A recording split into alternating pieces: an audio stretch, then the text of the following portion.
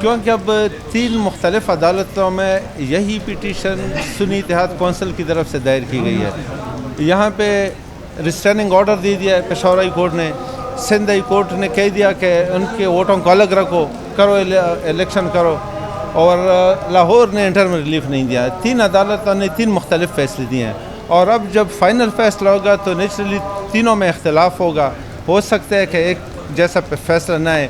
تو میں جو سمجھتا ہوں کہ ہائی کورٹس تینوں کے سامنے یہ بات آئے گی اور پھر وہ یہ کہیں گے کہ یا تو سپریم کورٹ میں لے جائیں، کیونکہ اس میں جو اختلاف ہے، اختلافی ججمنٹس آئی ہیں یا آئیں گی. جب وہ اس کو سمجھیں گے کہ ایک قسم کا فیصلہ نہیں آئے گا تو ہو سکتا ہے کہ سپریم کورٹ میں جائیں.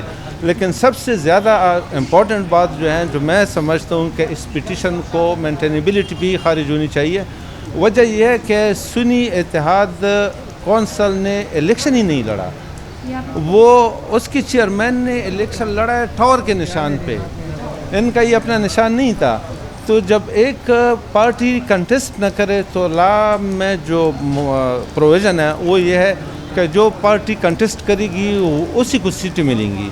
اگر یہ کنٹیسٹ کرتے ہارتی بھی تو یہ پی ٹی آئی والے جتنے انڈیپینڈنٹ کینڈیڈیٹس چلے گئے ہیں تو اس پارٹی کو ایج ملتا. وہ بھی اس صورت میں کہ ان کی طرف سے کوئی جو لسٹ آتی ریزرو سیٹ کے وومن کے لیے، چونکہ وہ لسٹ بھی نہیں ہے اور وہ ٹائم باؤنڈ ہے، کیونکہ اس میں ایک تاریخ مقرر ہوتی ہے جس میں عام جنرل سیٹ کے لیے جس طرح اسکروٹنی ہوتی ہے پیپرز کی، نومینیشن پیپرز کی، اسی طرح یہ جو مخصوص نشستیں ہیں اس طرح کی اسکروٹنی ہوتی ہے.